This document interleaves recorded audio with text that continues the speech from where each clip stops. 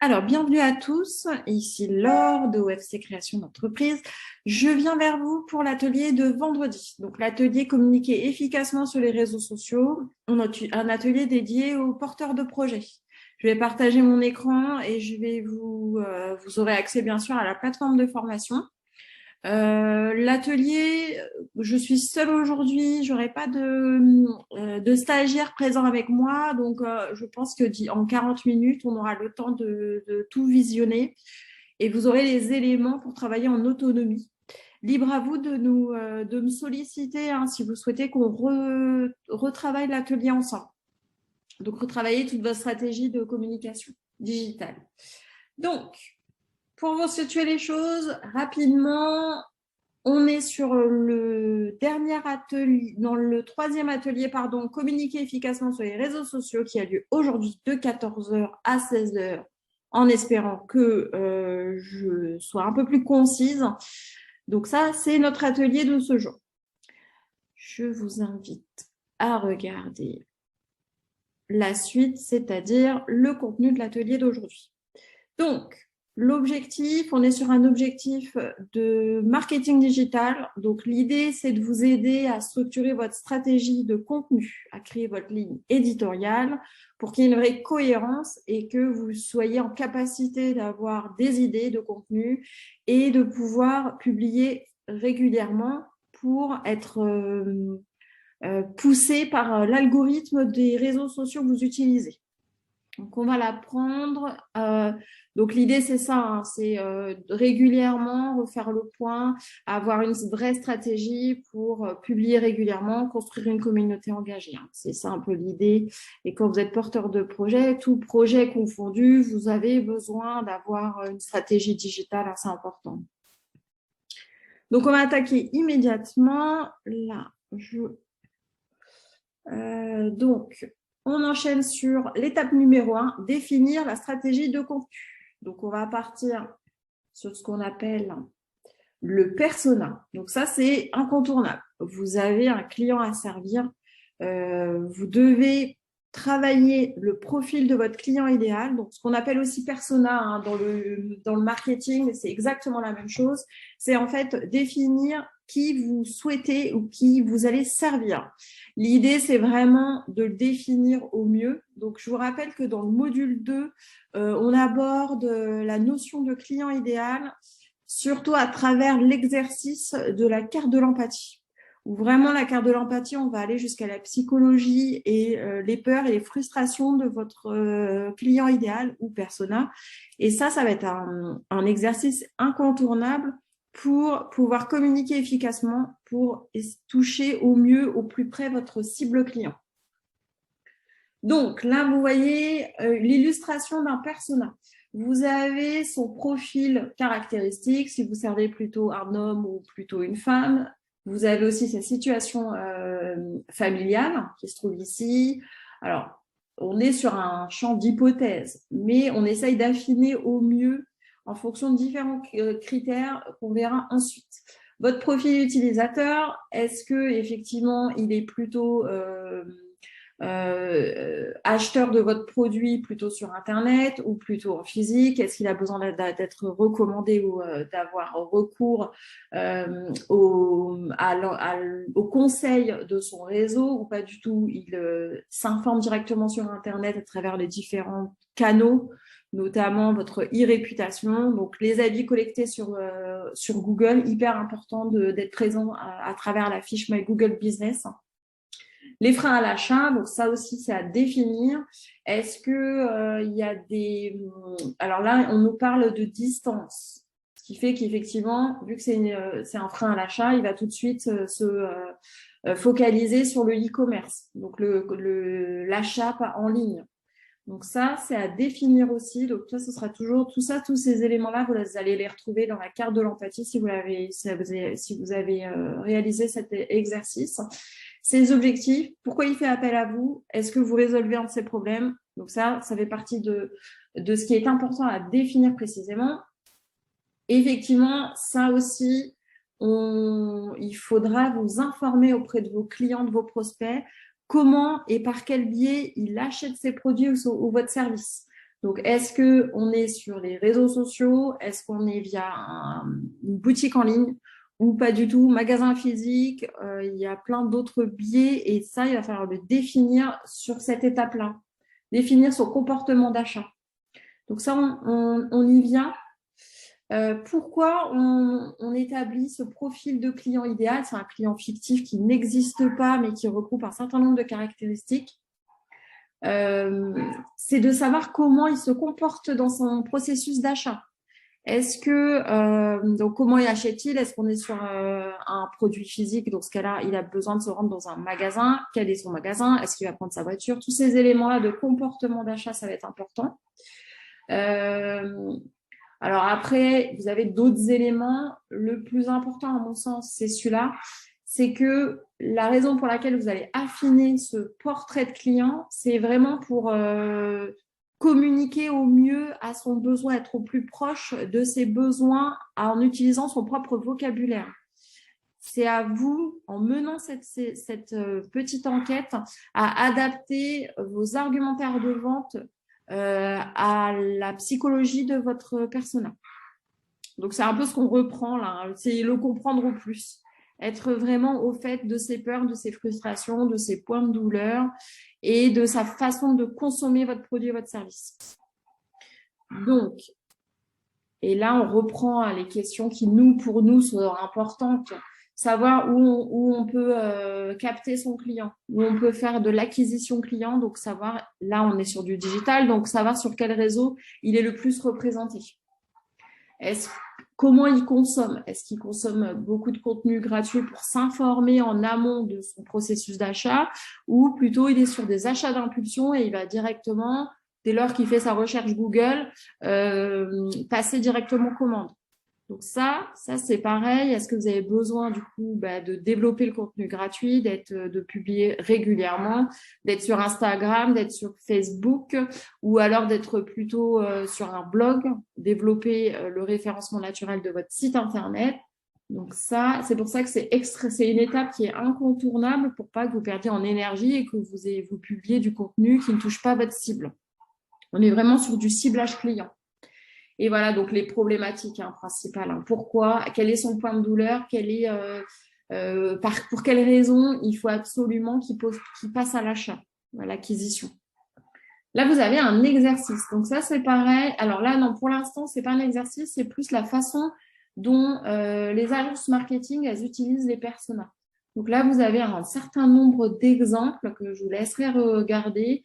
Donc ça appuie mon discours précédent. C'est pour quelles raisons nous utilisons et vraiment toutes les entreprises utilisent ce système pour essayer de communiquer et de cibler précisément ces campagnes de communication. Donc voilà, là vous avez tout l'intitulé sur pour quelles raisons c'est indispensable que vous travaillez là-dessus. Et normalement, dans le module 2, vous l'avez travaillé. Là, il faudra le travailler sur la partie digitale, donc les comportements d'achat en ligne. Donc là, vous avez un exemple où on voit bien en apparence, donc ce qui est plus important, c'est ça, c'est frustration et la techno qu'elle utilise. Donc là, en l'occurrence, c'est une jeune fille, donc on voit qu'il y a une consommation digitale extrêmement poussée. Donc ça, effectivement, ça nous aide. Alors, vous avez un certain nombre d'éléments que je vous laisse faire regarder. Je ne vais pas trop m'appesantir là-dessus. Là, vous avez un exercice. Donc ça, je vous encourage à le faire. Donc, il est possible que vous ayez 2 personas. Donc, c'est une fiche par client cible. Donc là, à remplir, ce qui est important, c'est éventuellement les objections qu'elle peut émettre avant de procéder à l'achat. Ça peut être trop cher. Généralement, c'est ça. J'ai pas de temps à consacrer, par exemple, si c'est dans mon cas, à une formation, c'est trop cher, je peux pas me le permettre aujourd'hui, j'ai pas le budget, etc. Tous ces éléments-là, il faut pouvoir les contrer, donc les identifier pour pouvoir les contrer dans votre discours commercial. Donc ça, vous regarderez, donc c'est en fil conducteur de ce qu'on s'est dit auparavant. Vous avez ici. Alors, comment vous allez faire pour valider votre persona? Parce que vous allez partir sur des hypothèses dans un premier temps. Il va falloir aller un peu plus loin. Donc ça, c'est un peu l'étape 2, c'est d'aller à la rencontre de votre client idéal, donc de votre potentiel prospect. Donc, l'idée, pourquoi on fait ça? Je vous l'ai dit, hein, pour valider l'exercice et les hypothèses qu'on a émises sur la fiche précédente. Également pour avoir plus d'infos, pour avoir des informations plus précises pour vous permettre d'affiner votre offre de service ou de produit en fonction du discours qui est tenu par votre prospect. Donc ça, incontournable d'y aller. Alors, il y a plusieurs manières. Effectivement, ça va nourrir aussi tous vos contenus gratuits, les tournures de phrases, les questionnements, les peurs qui sont exprimées, les frustrations qui sont exprimées. Vous allez pouvoir les restituer dans votre discours argumentaire pour contre-argumenter et du coup pour désamorcer leurs peurs et leurs frustrations. Alors, comment vous pouvez les rencontrer? Donc là, je vous ai listé, c'est une liste exhaustive. Vous avez plein d'autres manières de les contacter. Enfin, libre à vous. Je vous ai mis les groupes Facebook parce que du coup, les groupes Facebook, vous avez là une facilité d'aller directement et de cibler précisément là où se trouve votre prospect. Donc là, les groupes Facebook thématiques, ça va être hyper intéressant pour vous. Et vous pourrez donc déjà les contacter en DM, vous pouvez créer des sondages. J'ai une stagiaire qui a fait ça hein, dans le cadre de son étude de marché. Elle a créé des sondages pour en savoir plus sur les attentes et les demandes de ses prospects. Alors, ça se fait beaucoup aussi, alors plutôt sur LinkedIn, c'est d'aller à la rencontre de ses prospects, de son client idéal à travers, par exemple, LinkedIn en DM et de demander, alors gentiment, si la personne elle pourrait vous accorder 5-10 minutes en visio et de pouvoir lui poser un certain nombre de questions pour affiner votre persona. Alors là, je vous ai mis un exemple, ça aussi, ça peut être intéressant, tout ce qui est regroupement de personnes. Donc, ça peut être une association culturelle, ça peut être une association d'entrepreneurs dans mon cas, ça peut être d'autres structures, mais qui regroupent là où peuvent se trouver potentiellement votre prospect, votre client idéal. Et effectivement, vous réactivez votre réseau. Ça, on en avait parlé hein, dans l'atelier collectif Trouver ses premiers clients. Ça aussi, vous pouvez peut-être essayer d'aller capter des petites astuces pour essayer d'aller à la rencontre et surtout d'être au plus près des besoins et des frustrations de votre client idéal. Je vous ai intégré aussi une trame d'interview qui est assez bien faite. Alors, elle vise plutôt les prestataires de services. Ça a été réalisé par une formatrice qui accompagne les porteurs de projets, mais dans la prestation de services, plutôt les infopreneurs, les prestations de services en ligne, donc formateurs en ligne, coaching en ligne. Donc, c'est à réadapter forcément, mais ça peut peut-être vous aider à avoir quelques questions qui pourraient vous permettre de mener l'enquête sur le profil de comportement de votre prospect. Donc là, ça ressemble à ça. Alors là, elle vous donne des petits éléments de conseil. Vous avez des mails types, mais je vous invite à contacter votre prospect ou votre client idéal plutôt en visio ou de visu. Et là, vous avez un certain nombre de questions. Donc, le PDF, il est remplissable.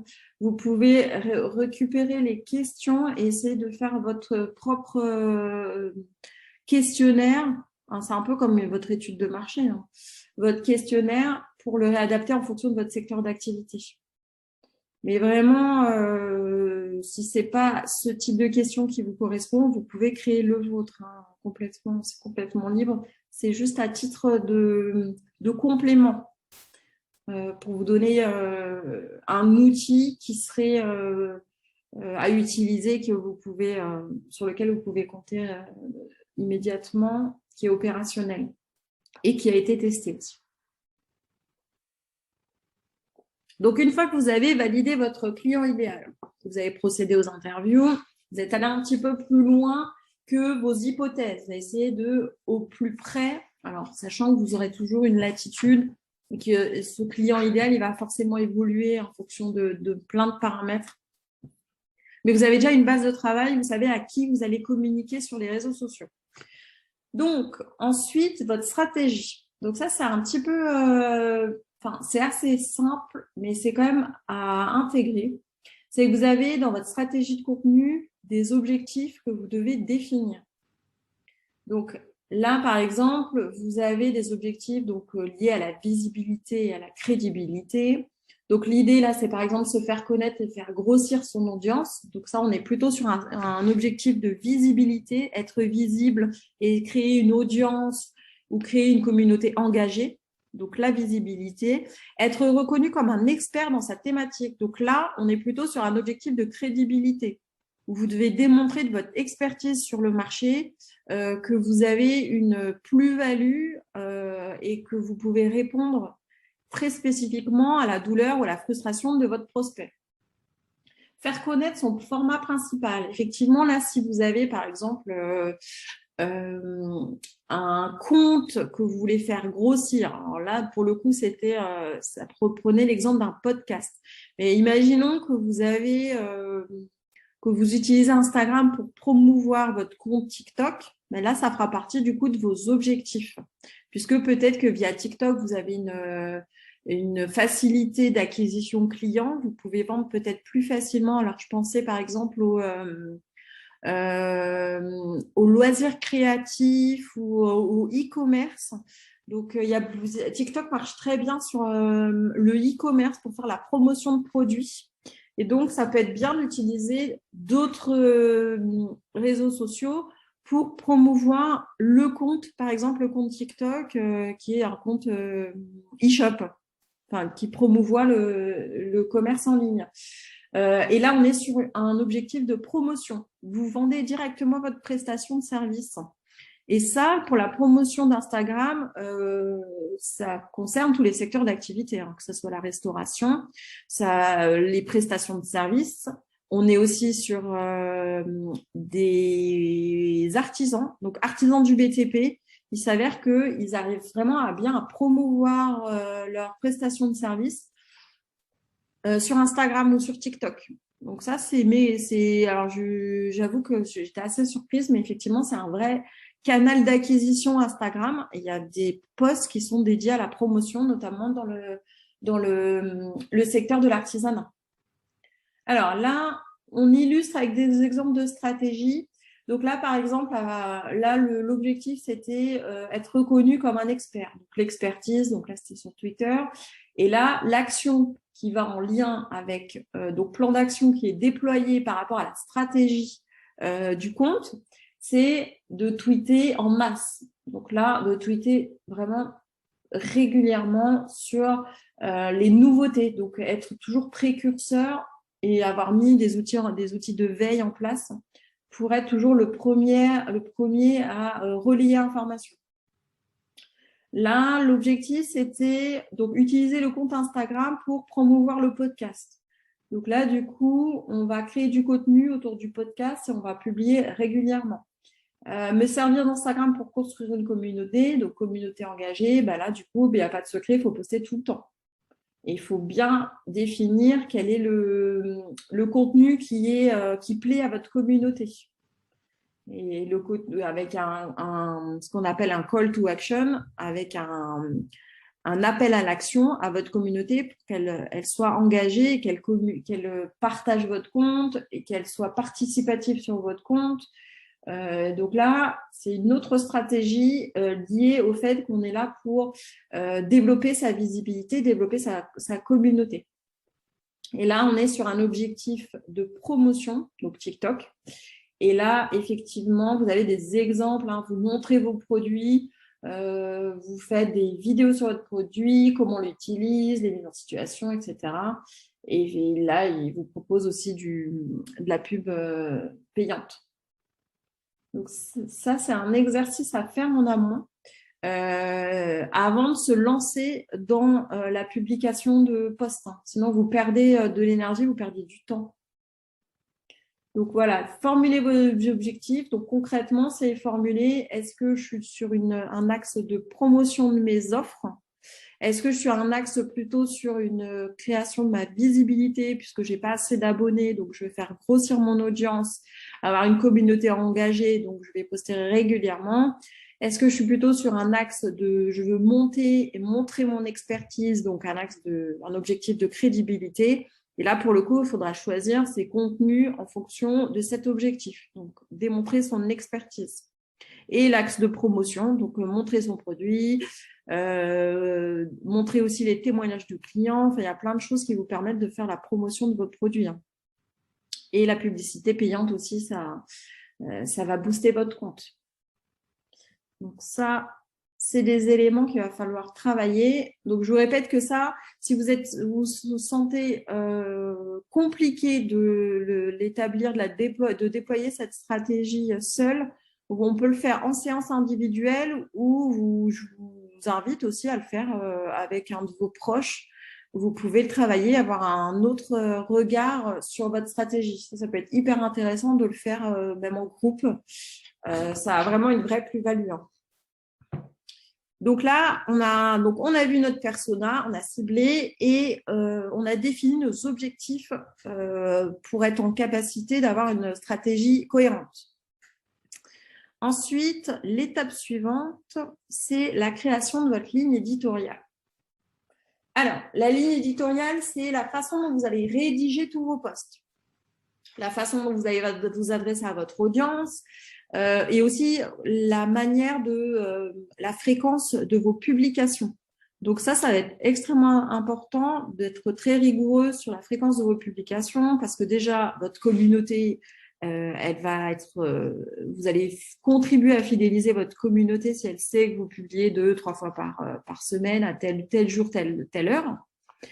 D'autre part, l'algorithme du réseau social que vous allez utiliser va booster votre compte, va promouvoir votre compte parce qu'il va récompenser la régularité de vos publications.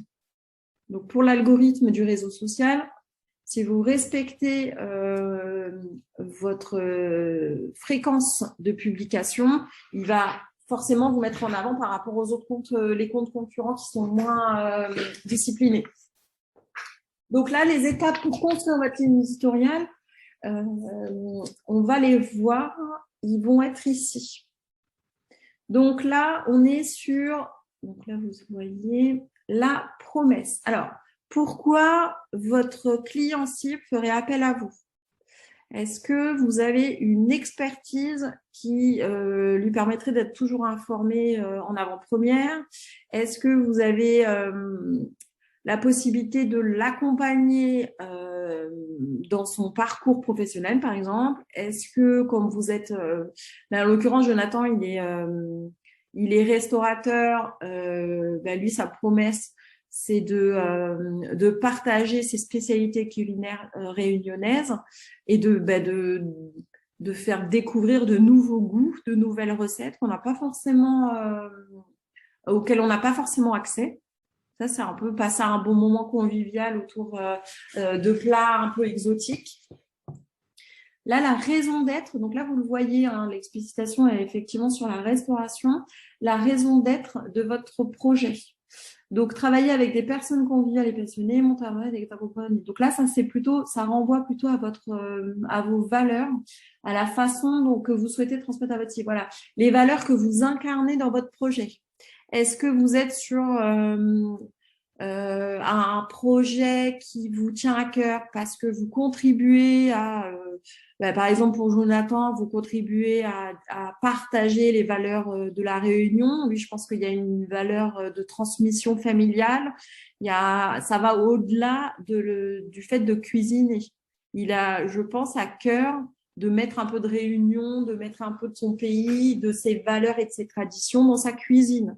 Donc, la raison d'être, elle dépasse, à mon sens, ça dépasse le produit ou le service que vous livrez. Hein. On est vraiment dans le message que vous voulez transmettre. Donc, il vient ensuite, justement, le message clé, l'idée que vous voulez communiquer. Donc là, c'est aussi le fait d'aider, de contribuer, si votre ça peut être le message clé. Alors, par exemple, pour Jonathan, ça va être livrer une cuisine de qualité et découvrir, passer un moment autour de ma carte et toujours en relation avec ses valeurs. Donc, tout ça, c'est un vrai lien. Donc là, vous le voyez, hein, promesse, mon expertise permet de proposer des cuisines personnalisées. La raison d'être, ça va être de travailler avec des personnes conviviales et passionnées. Donc ça, c'est la raison d'être du porteur de projet. Le message clé, lui, il aide les restaurateurs à optimiser leurs espaces en proposant des cuisines professionnelles adaptées à leurs besoins.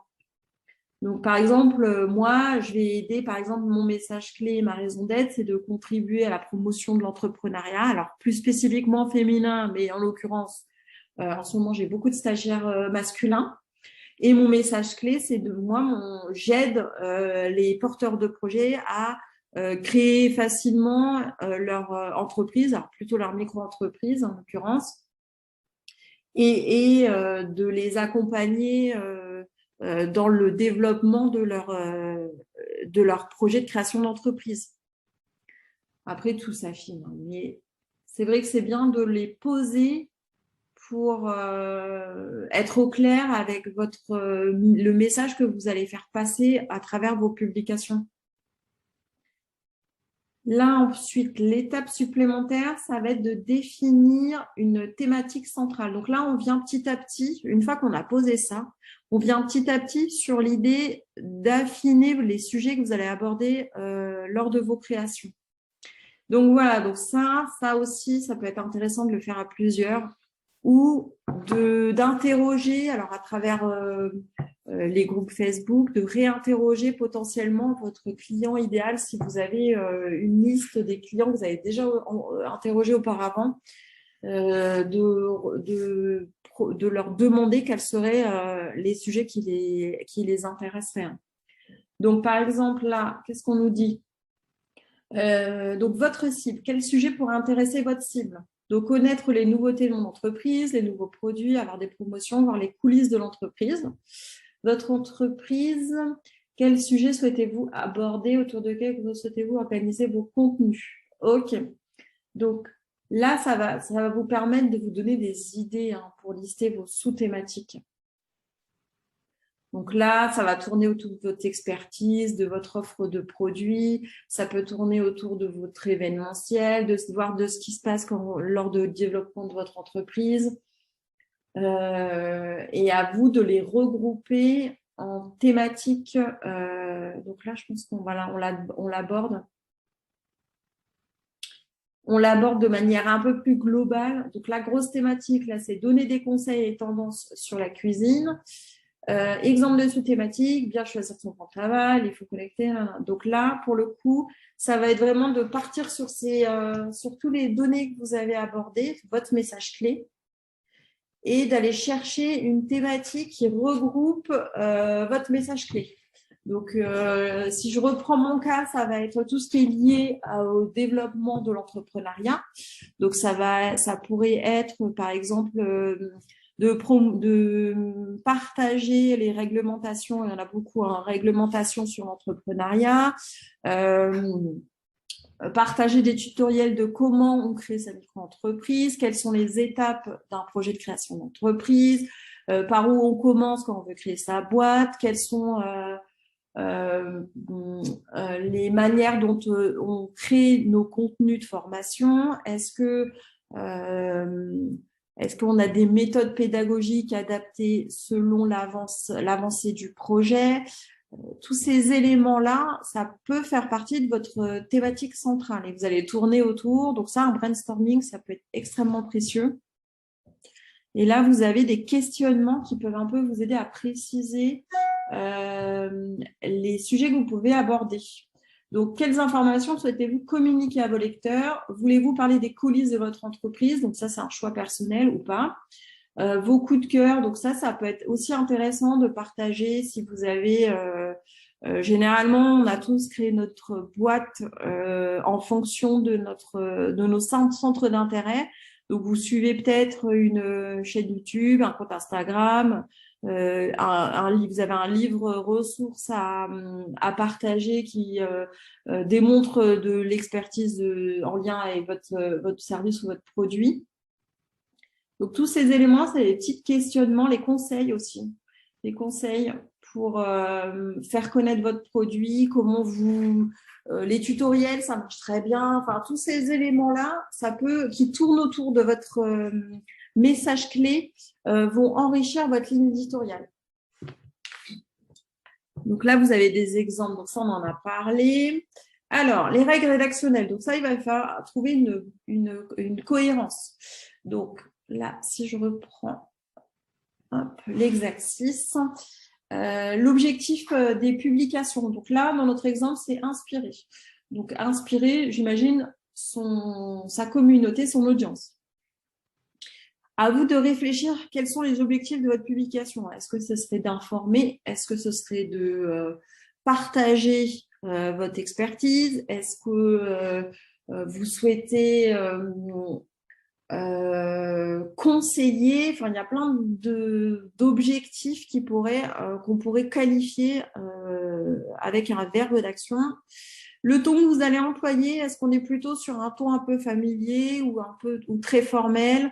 Ça adapté en fonction de votre cible. Hein. Si votre cible, c'est plutôt, moi en l'occurrence, des porteurs de projets avec un profil de femmes en reconversion professionnelle, etc., j'aurais plutôt un ton, alors moi de mon côté, j'aurais plutôt un ton pédagogique et détendu, mais après, c'est chacun selon sa personnalité de voir ce qui vous correspond, ce qui correspond le mieux à votre cible.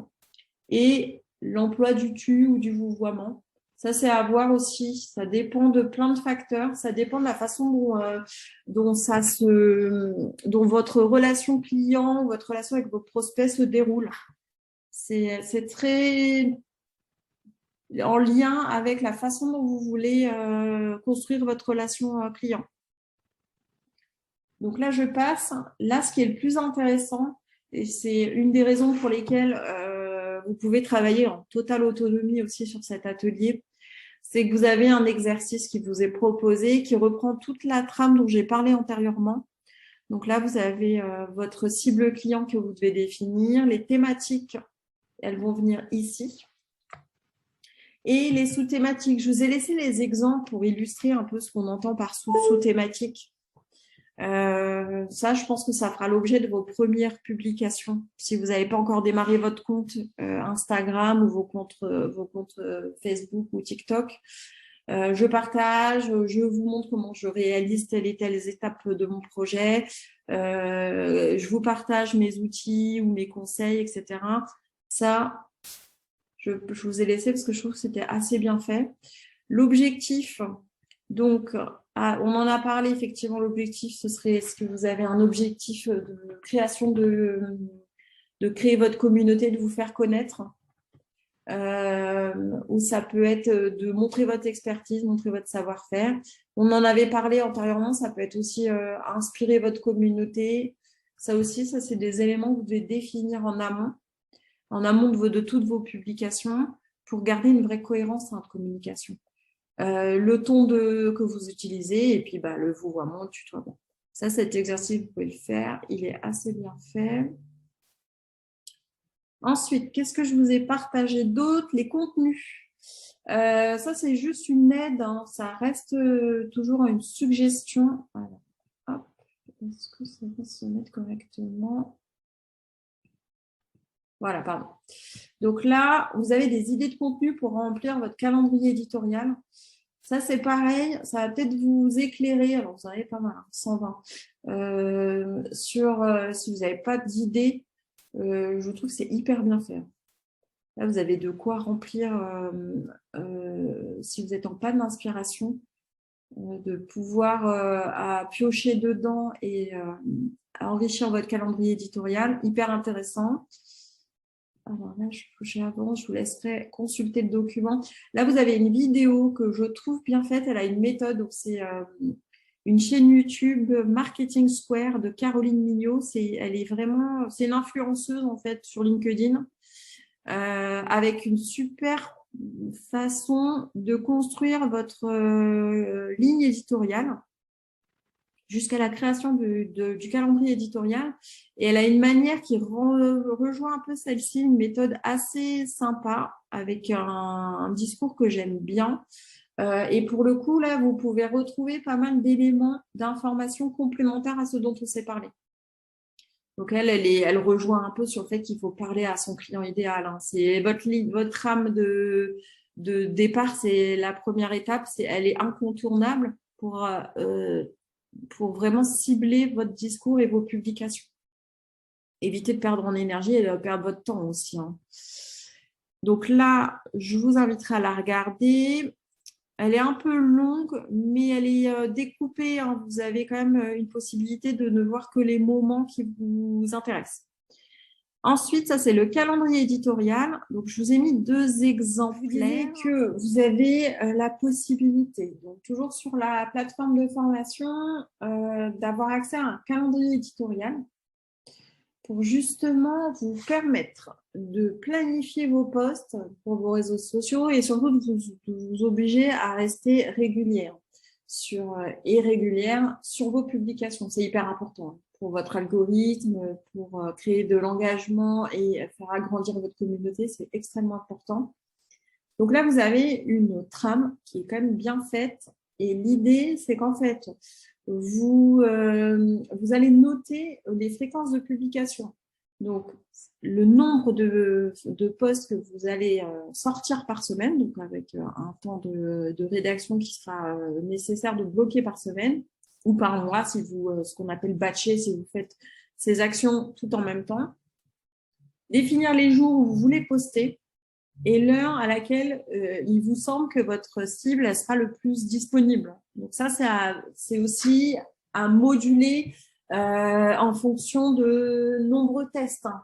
C'est-à-dire qu'il y a des plages horaires. Alors effectivement, il y en a certains qui postent à 6 heures du matin en programmant leur poste. Il y en a qui préfèrent programmer le soir puisque leur cible, elle est plutôt disponible à partir de 19 heures. Donc ça va nécessiter de faire quelques tests en amont. Donc voilà, là, dans ce document, c'est un document Google Sheet, vous pourrez lister toutes vos idées.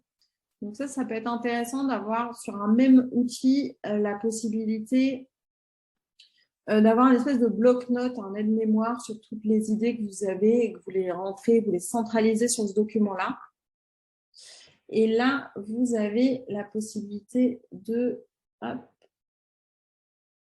vous avez la possibilité de noter tous les sujets. Donc, avec un copier-coller, vous allez chercher vos idées ici, vous faites un copier-coller et vous les intégrez.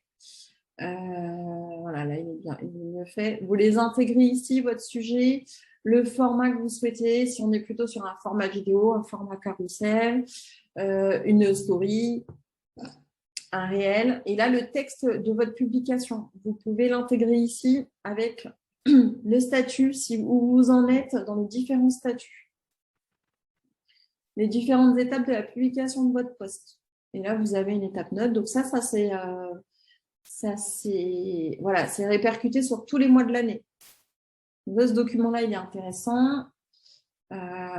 Et je pense qu'une fois que vous avez en main tous les documents qui sont nécessaires. Alors, celui-là, il est un peu différent.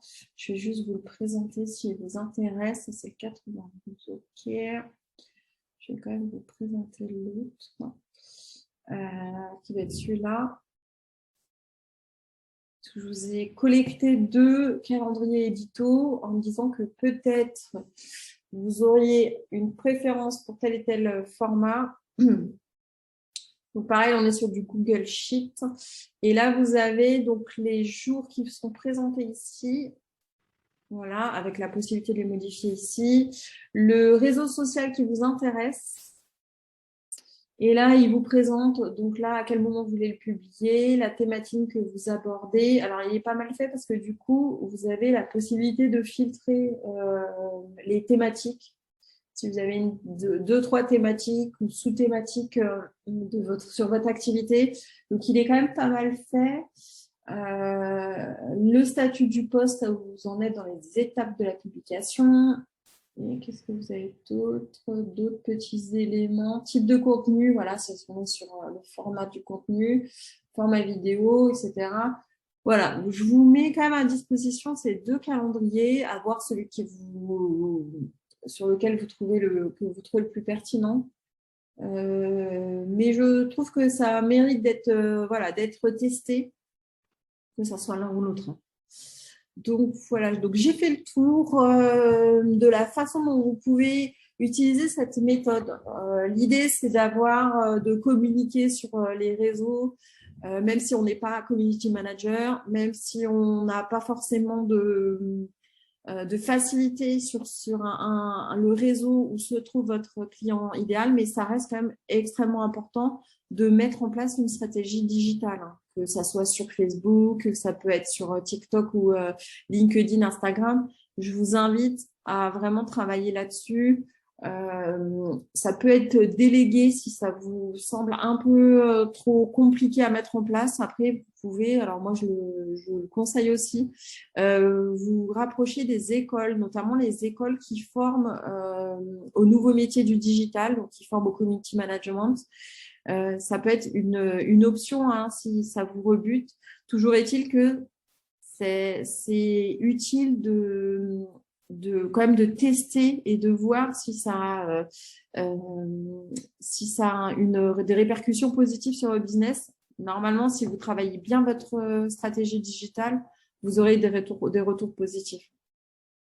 Donc voilà, donc là c'est tout pour moi. Je vous invite, si vous avez des questions, à revenir vers moi sur le groupe Facebook pour qu'on puisse partager sur cet atelier si vous avez des remarques. Alors effectivement, comme je suis toute seule, je parle un peu vite et c'est un peu moins vivant. Je reconnais que c'est pas idéal, mais toujours est-il que je trouve que le sujet est intéressant à aborder. Il serait plus pertinent en collectif présentiel, donc à voir si peut-être l'horaire ne convient pas. Ce que j'entends, hein, c'est que je pense le proposer, alors plutôt le mois prochain ou le mois suivant, peut-être au mois de décembre, sur un format à compter de 18 heures, par exemple. Donc voilà, je vous invite à me donner l'information sur Facebook si vous seriez plutôt intéressé pour travailler en collectif sur un sujet comme ça sur le digital. Et à ce moment-là, je le proposerai plutôt en début de soirée. Voilà, écoutez, je vous remercie d'avoir visionné cette vidéo en replay et je vous souhaite de mettre en place cet outil. Je pense qu'il y a des choses intéressantes à exploiter qui pourraient quand même vous faciliter le rapport avec les outils digitaux. Eh bien, écoutez, je vous remercie. Je vous souhaite un bon week-end pour les personnes qui visionneront ce replay demain, samedi. Et je vous dis à bientôt en séance individuelle ou sur le groupe Facebook. Je vous remercie. Au revoir.